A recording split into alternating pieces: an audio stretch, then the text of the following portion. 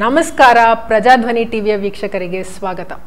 ನಾವು ಹೋದ ಸಂಚಿಕೆಗಳಲ್ಲಿ ಏನು ಕಲಿತಾ ಇದ್ದೀವಿ, ಬೇರೆ ಬೇರೆ ತರಹದ ಜೀವಿಗಳಿದ್ದಾರೆ ಈ ಭೂಲೋಕದಲ್ಲಿ, ಆಮೇಲೆ ಸ್ವರ್ಗದ ಬಗ್ಗೆ ಎಲ್ಲ ವಿಷಯಗಳನ್ನೆಲ್ಲ ಕಲಿತಾ ಇದ್ದೀವಿ. ಈ ಸಂಚಿಕೆಯಲ್ಲಿ ಒಂದು ತುಂಬ ಸ್ವಾರಸ್ಯಕರವಾದ ವಿಷಯದ ಬಗ್ಗೆ ನಿಮ್ಮ ಮುಂದೆ ಮಾತನಾಡಕ್ಕೆ ಬಂದಿದ್ದೀನಿ. ಸಪ್ತ ಚಿರಂಜೀವಿ.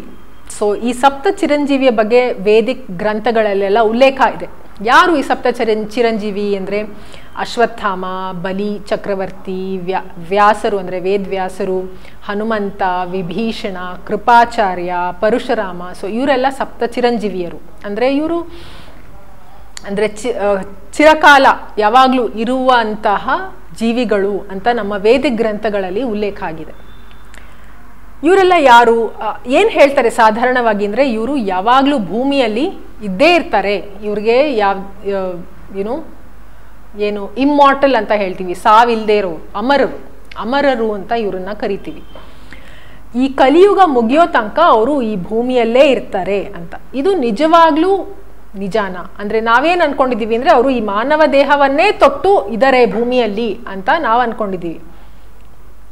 ವೇದಿಕ್ ಪ್ರಕಾರ ಏನು ಇದ್ರ ಅರ್ಥ ಏನು ಅಂತ ನಾವು ಕಲಿಯೋಣ. ನಾವು ಹೋದ ಸಂಚಿಕೆಗಳಲ್ಲೆಲ್ಲ ಹೇಳ್ತಾ ಇದ್ದೀನಿ, ವೇದಿಕ್ ಕಥೆಗಳಲ್ಲಿ ಏನು ಹೇಳ್ತಾರೆ ಅದೆಲ್ಲ ಮೆಟಫಾರಿಕಲ್, ಅಲೋಗಾರಿಕಲ್, ಅಂದರೆ ಒಂದು ರೂಪಾಂತಕವಾದ ಒಂದು ಕಥೆಯ ಮೂಲಕ ಅವರು ಹೇಳಿರ್ತಾರೆ. ಇದರಲ್ಲಿ ಉದಾಹರಣೆಗೆ ಹೇಳಬೇಕು ಅಂದರೆ ಹನುಮಂತ.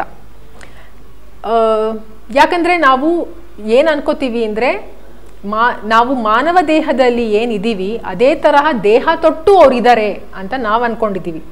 ಆದರೆ ಈ ಭೂಮಿಯಲ್ಲಿ ಅಷ್ಟು ಸಮಯ ಕಲಿಯುಗ ಮುಗಿಯೋ ತನಕ ಅಂದರೆ ಈಗಾಗಲೇ 5,000 ವರ್ಷ ಆಗೋಗಿದೆ. 5,000 ವರ್ಷದ ತನಕ ಯಾರಾದರೂ ಇರಕ್ಕೆ ಸಾಧ್ಯನಾ? ಅಥವಾ ಹನುಮಂತನ ಎಕ್ಸಾಂಪಲ್ ಉದಾಹರಣೆ ತಗೊಂಡ್ರೆ ಅದು ಆಗಿದ್ದು ರಾಮಾಯಣ ಕಾಲಲ್ಲಿ, ಅದು ಇನ್ನೂ 10,000 ಆಗಿರ್ಬೋದು, 10,000 14,000 ವರ್ಷ ಆಗಿರ್ಬೋದು ಆಲ್ರೆಡಿ ಹನುಮಂತ ಬಂದು.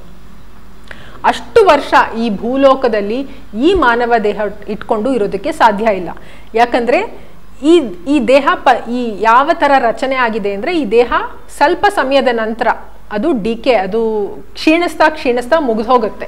ಅದು ಎಲ್ಲರಿಗೂ, ಯಾರೇ ಈ ಭೂಲೋಕದಲ್ಲಿ ಈ ಮಾನವ ದೇಹ ತಗೊಂಡ್ರೂ ಕೂಡ ಅದು ಸ್ವಲ್ಪ ಸಮಯದ ನಂತರ ಅದು ಕ್ಷೀಣಿಸ್ತಾ ಮುಗಿದು ಹೋಗುತ್ತೆ. ಅವರು ಅಷ್ಟು ವರ್ಷ ಹನುಮಂತ ಈ ದೇಹದಲ್ಲೇನೆ ಈ ಭೂಲೋಕದಲ್ಲೇ ಇರೋದಕ್ಕೆ ಸಾಧ್ಯ ಇಲ್ಲ.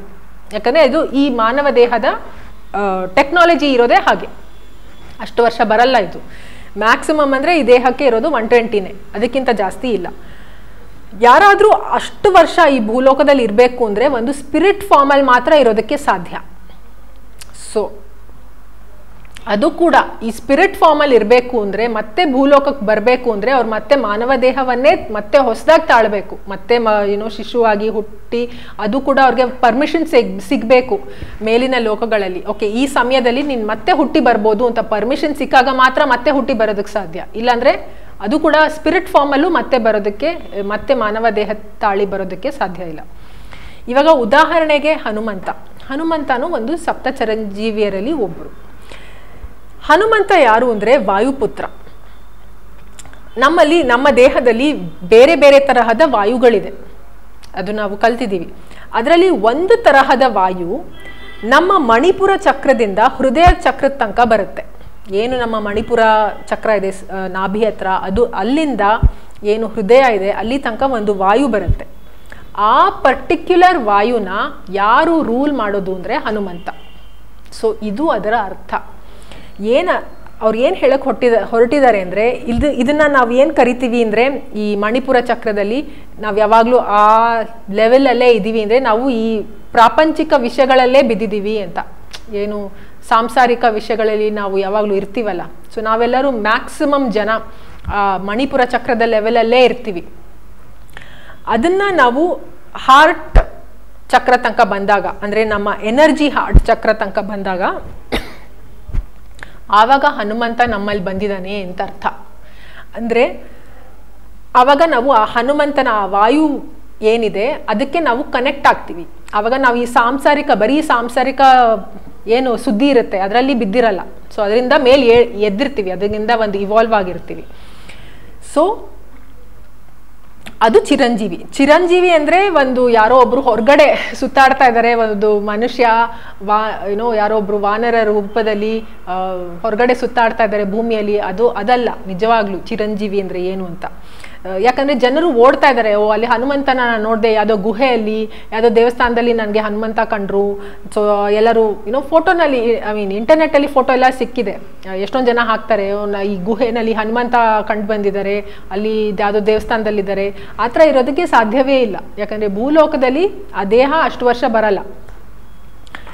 ಇನ್ನೊಂದು ಏನು ಅಂದರೆ ನಾವು ನೋಡ್ತೀವಿ ಹನುಮಂತನದ ಒಂದು ಚಿತ್ರಣ, ಎದೆಯನ್ನು ಬಗೆದು ಅದರಲ್ಲಿ ರಾಮ ಸೀತೆ ಲಕ್ಷ್ಮಣರ ಚಿತ್ರವನ್ನು ನೋಡ್ತೀವಿ. ಅಂದರೆ ಅದರ ಅರ್ಥ ಏನು ಅಂದರೆ ನಿಜವಾಗ್ಲೂ ಹನುಮಂತ ಬಗೆದು ರಕ್ತ ಬಂದು ಆ ಥರ ತೋರಿಸಿದ್ದಲ್ಲ. ಅವರು ಆ ಚಿತ್ರದ ಅರ್ಥ ಏನು ಅಂದರೆ ಅವರ ಹನುಮಂತನ ಹೃದಯದ ಚಕ್ರ ಓಪನ್ ಆಗಿದೆ ಅಂತ ಅರ್ಥ. ಅದದ್ದು ಅಲಗಾರಿಕಲ್ ಮೀನಿಂಗ್ ಏನು ಅಂದರೆ, ಮೆಟಫಾರಿಕಲ್ ಮೀನಿಂಗ್ ಏನು ಅಂದರೆ ಹನುಮಂತನ ಹೃದಯದ ಚಕ್ರ ಓಪನ್ ಆಗಿ ಅದರಲ್ಲಿ ಪರಮಾತ್ಮ ಶ್ರೀರಾಮ ಲಕ್ಷ್ಮಣ ಸೀತೆಯರಿದ್ದಾರೆ ಅಂತ ಅದು ಅದರ ಅರ್ಥ. ಸೊ ನಾವು ಇದನ್ನು ಲಿಟ್ರಲ್ ಆಗಿ ಯಾವಾಗ್ಲೂ ಈ ಅರ್ಥವನ್ನು ಆ ಥರ ತಗೋಬಾರ್ದು. ಸೊ ಏನಿದು ಮಣಿಪುರ ಚಕ್ರದಿಂದ ಹೃದಯಕ್ಕೆ ಬರೋದು ಅಂದರೆ, ಮಣಿಪುರ ಚಕ್ರ ಅಂದರೆ ಒಂದು ಭವಸಾಗರ, ಓಷನ್ ಅಂತ ಕರೀತಾರೆ. ಭವಸಾಗರ ಅಂದರೆ ಅದೇ ನಮ್ಮದು ಏನು ಸಂಸಾರ ಸಾಗರ ಇದೆ, ಸೊ ಅದೇನೇ ಒಂದು ಓಷನ್ ಮಣಿಪುರ ಚಕ್ರದಲ್ಲಿ. ಸೊ ಅದು ಒಂದು ಓಷನ್. ಸೊ ನಾವು ರಾಮಾಯಣದಲ್ಲಿ ಈ ಕತೆ ಕೇಳಿರ್ತೀವಿ, ಹನುಮಂತ ಒಂದು ಸಮುದ್ರವನ್ನು ದಾಟಕ್ಕೆ ಅವನು ಹಾರ್ದ ಲಂಕೆಗೆ ಹೋಗೋದಕ್ಕೆ ಅಂತ. ಸೊ ಅದೇನದು ಸಮುದ್ರವನ್ನು ದಾಟಿದ್ದೇನು ಅಂದರೆ ಇದೇ ಸಮುದ್ರವನ್ನು ದಾಟಿದ್ದು ಅಂತ ಅರ್ಥ. ನಾವೇನು ಸಂಸಾರದಲ್ಲಿ ಭವಚಕ್ರದಲ್ಲಿ ಸಿಕ್ಕಾಕೊಂಡ್ಬಿಟ್ಟಿದ್ದೀವಿ, ಇದ್ರೆ ಸಂಸಾರದ ಸುದ್ದಿಯಲ್ಲಿ, ನಮ್ಮ ಮನೇಲಿ ಹಿಂಗಾಯ್ತು ಹಂಗಾಯ್ತು ಅಂತ. ಸೊ ಅದಕ್ಕಿಂತ ಮೇಲೆ ಎತ್ತರದ ಸ್ತರದಲ್ಲಿ ಎದ್ದು ಹೃದಯದ ಚಕ್ರ ತನಕ ಈ ಓಷನ್ ಏನಿದೆ ಅದನ್ನು ದಾಟಿ ಹೃದಯದ ಚಕ್ರಕ್ಕೆ ಬರೋದು ಏನಿದೆ ಅದು ಸಾಂಕೇತಿಕವಾಗಿ ಹೇಳಿರೋದು ಆ ಕತೆ. ಸೊ ಯಾರು ಅದನ್ನು ಮಾಡ್ತಾರೆ, ಯಾರಿದನ್ನ ಸರಿಯಾಗಿ ಅರ್ಥ ಮಾಡ್ಕೋತಾರೆ, ಯಾಕಂದರೆ ಸಾಧಾರಣವಾಗಿ ಜನರು ಆ ಕತೆಗಳೆಲ್ಲ ಏನಿದೆ ರಾಮಾಯಣ ಮಹಾಭಾರತ ಲಿಟ್ರಲ್ ಆಗಿ ತಗೋತಾರೆ. ಅದು ಲಿಟ್ರಲ್ ಆಗಿ ತಗೊಳ್ಳೋದು ಹಂಗಲ್ಲ, ಅದು ಸಾಂಕೇತಿಕವಾಗಿ ರೂಪಕವಾಗಿ ತಗೋಬೇಕು. ಸೊ ಋಷಿಗಳು ಏನೇ ಹೇಳಿದ್ರು ಅದೇ ರೀತಿಯಲ್ಲಿ ಹೇಳ್ತಾರೆ. ಇದು ಅವರ ಶೈಲಿ, ಇದು ಋಷಿಯ ಶೈಲಿ. ಅವರು ನಮ್ಮ ಮಾನವ ದೇಹಕ್ಕೆ ಸಂಬಂಧಪಟ್ಟಿದ್ದು, ನಮ್ಮ ಮಾನವ ಪ್ರಜ್ಞೆಗೆ ಸಂಬಂಧಪಟ್ಟಿದ್ದು, ನಮ್ಮ ಚಕ್ರಗಳಿಗೆ, ನಮ್ಮ ವಿಕಸನಕ್ಕೆ ಸಂಬಂಧಪಟ್ಟಿದ್ದ ರೀತಿಯಲ್ಲೇನೆ ಅವರು ಕಥೆಯ ರೂಪದಲ್ಲಿ ಹೇಳಿರ್ತಾರೆ. ಸೊ ಇದು ಅದರ ಅರ್ಥ. ಸೊ ಯಾರಿಗೆ ಹನುಮಂತನ ಮೆಂಟ್ಯಾಲಿಟಿ ಇರುತ್ತೆ, ಹನುಮಂತನಿಗೆ ಒಂದು ಮೆಂಟ್ಯಾಲಿಟಿ ಇದೆ, ಏನದು ಒಂದು ಮನಸ್ಥಿತಿ.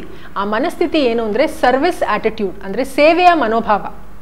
ಆ ಸೇವೆಯ ಮನೋಭಾವ ಯಾರಿಗೆ ಸೇವೆ ಅಂದರೆ ಯಾರ್ಯಾರಿಗೋ ಸೇವೆ ಮಾಡೋದಲ್ಲ. ನಾವು ಅನ್ಕೋತೀವಿ ಸೇವೆ ಮಾಡಬೇಕು ಅಂದರೆ ಬಡವರಿಗೆ ಸೇವೆ ಮಾಡಬೇಕು, ನಮ್ಮ ಮನೆಯಲ್ಲಿರೋರಿಗೆ ಸೇವೆ ಮಾಡಬೇಕು, ನಮ್ಮ ಅಜ್ಜಿ ತಾತಂಗೆ ಸೇವೆ ಮಾಡಬೇಕು, ಅದೆಲ್ಲ ಹೇಳ್ತಾ ಇರೋದು ರಾಮಾಯಣದಲ್ಲಿ. ಯಾರು ಹೈಯೆಸ್ಟ್ ಇರ್ತಾರೆ ಪರಮಾತ್ಮನಿಗೆ ಸೇವೆ ಮಾಡಬೇಕು, ಯಾರು ಅಂತಹ ಆಟಿಟ್ಯೂಡ್ನ ಇಟ್ಕೊಂಡಿರ್ತಾರೆ, service attitude to higher and divine, ನನಗಿಂತ ಉನ್ನತ ಜೀವಿಗಳಿಗೆ, ಗುರುಗಳಿಗೆ, ಪರಮಾತ್ಮನಿಗೆ ಸೇವೆ ಮಾಡಬೇಕು ಅಂತ ಆಟಿಟ್ಯೂಡ್ ಇಟ್ಕೊಂಡಿರ್ತಾರೆ.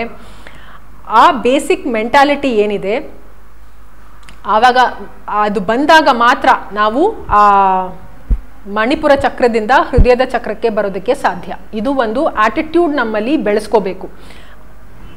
ಆವಾಗ ನಾವು ಏನು ಹೇಳ್ತಾರೆ ಇವಾಲ್ವ್ ಆಗೋದಕ್ಕೆ, ಆ ನೆಕ್ಸ್ಟ್ ಲೆವೆಲ್ಗೆ ಹೋಗೋದಕ್ಕೆ, ಉನ್ನತ ಸ್ಥಾನಕ್ಕೆ ಹೋಗೋದಕ್ಕೆ ಸಾಧ್ಯ ಆಗುತ್ತೆ. ಈಗ ಜನರು ಏನು ಅನ್ಕೋತಾರೆ, ಅಲ್ಲಿ ದೇವಸ್ಥಾನದಲ್ಲಿ ಎಲ್ಲೋ ನೋಡಿದೆ ಹನುಮಂತನ, ಗುಹೆಯಲ್ಲಿ ನೋಡಿದೆ ಅಂತ ಏನು ಓಡ್ತಾ ಇದ್ದಾರೆ, ಅದು ಹಿಂದೂ ಸಂಪ್ರದಾಯದ ಪ್ರಕಾರ, ವೇದಿಕ್ ಪ್ರಕಾರ ಅಲ್ಲ. ಅದಕ್ಕೇನೆ ಹಿಂದೂಯಿಸಮು ಮತ್ತು ವೇದಿಕ್ಕು 180 ಡಿಗ್ರೀಸ್ ಆಪೋಸಿಟು. ನಾವು ಸರಿಯಾದ ರೀತಿಯಲ್ಲಿ ಅರ್ಥ ಮಾಡ್ಕೊಳ್ದೆ ಅದು ವೇದಿಕ್ ಅಂತ ಅನ್ಕೋತಾ ಇದ್ದೀವಿ. ಸೊ ಇದನ್ನೆಲ್ಲ ಅರ್ಥ ಮಾಡ್ಕೊಂಡಾಗ ನಾವು ನಮ್ಮ ಪರ್ಸನಲ್ ಡೆವಲಪ್ಮೆಂಟ್ ನಿಜವಾಗ್ಲೂ ನಾವು ಇವಾಲ್ವ್ ಆಗೋದಕ್ಕೆ ಸಾಧ್ಯ ಆಗುತ್ತೆ. ಸಪ್ತ ಚಿರಂಜೀವಿಯರನ್ನು ಈ ಥರ ಅರ್ಥ ಮಾಡ್ಕೋಬೇಕು ನಾವು. ಅದು ಒಂದು ಆಟಿಟ್ಯೂಡ್.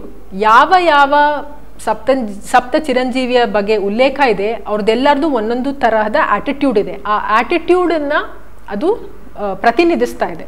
ಹನುಮಂತನ ಬಗ್ಗೆ ಏನು ಅಂದರೆ ನಮ್ಮ ಒಳಗೆ ಹನುಮಂತ ಬರಬೇಕು. ನಮ್ಮ ಒಳಗೆ ಹನುಮಂತ ಬರಬೇಕು ಅಂದರೆ ಹನುಮಂತನ ಗುಣವನ್ನು ನಾವು ಅಳವಡಿಸ್ಕೋಬೇಕು. ಅದು ಮುಖ್ಯ. ನಾವೆಲ್ಲರೂ ಹನುಮಂತನ ಪೂಜೆ ಮಾಡ್ತೀವಿ ಅಷ್ಟೇ, ಅದು ಬರೀ ಹೊರಗಡೆ ಮಾಡ್ತಾ ಇದ್ದೀವಿ ಅಷ್ಟೇ, ಅದು ಬರೀ ಸುಮ್ಮನೆ ಮಾಡ್ತಾ ಇರೋದು ಹೊರಗಡೆ. ಆದರೆ ಹನುಮಂತನ ಗುಣವನ್ನು ನಾವು ಅಳವಡಿಸ್ಕೊಳ್ಳೋದು ಇನ್ನೂ ಮುಖ್ಯ. ಅದನ್ನೇ ವೇದಿಕ್ ಹೇಳ್ತಾ ಇರೋದು. ಸೊ ಹಿಂದೂಯಿಸಮಲ್ಲಿ ಏನು ಹೇಳ್ತಾರೆ ಅಂದರೆ, ನೀವು ಸುಮ್ಮನೆ ಹೊರಗಡೆ ಪೂಜೆ ಮಾಡಿ, ಹನುಮಂತನ ದೇವಸ್ಥಾನಕ್ಕೆ ಹೋಗಿ ಇಷ್ಟು ಪ್ರದಕ್ಷಿಣೆ ಹಾಕಿ ಬನ್ನಿ, ಅದನ್ನು ಹೇಳ್ತಾ ಇದ್ದಾರೆ. ಅದೆಲ್ಲ ವೇದಿಕಲ್ಲಿ ಹೇಳ್ತಾ ಇರೋದು, ಅವರ ಗುಣವನ್ನು ನಿಮ್ಮಲ್ಲಿ ತಂದ್ಕೊಳ್ಳಿ ಅಂತ. ಸೊ ಚಿರಂಜೀವಿಯರನ್ನು ನಾವು ಈ ಥರ ಯೋಚನೆ ಮಾಡಬೇಕು. ಯಾವುದೇ ರೀತಿಯಲ್ಲಿ ಚಿರಂಜೀವಿಯರು ಈ ಭೂಮಿಯಲ್ಲಿ ಮಾನವ ದೇಹ ಇಟ್ಕೊಂಡು ಓಡಾಡೋದಕ್ಕೆ ಸಾಧ್ಯವೇ ಇಲ್ಲ ಅಂತ ಹೇಳ್ತಾ ಈ ಸಂಚಿಕೆಯನ್ನು ಮುಗಿಸ್ತಾ ಇದ್ದೀನಿ. ಮತ್ತೆ ಮುಂದಿನ ಸಂಚಿಕೆಯಲ್ಲಿ ಇನ್ನೊಂದು ಚಿರಂಜೀವಿಯ ಬಗ್ಗೆ ಮಾತನಾಡೋಣ. ಅಲ್ಲಿಯವರೆಗೆ ಪ್ರಜಾಧ್ವನಿ ಟಿವಿಯ ವೀಕ್ಷಕರಿಗೆ ಧನ್ಯವಾದ.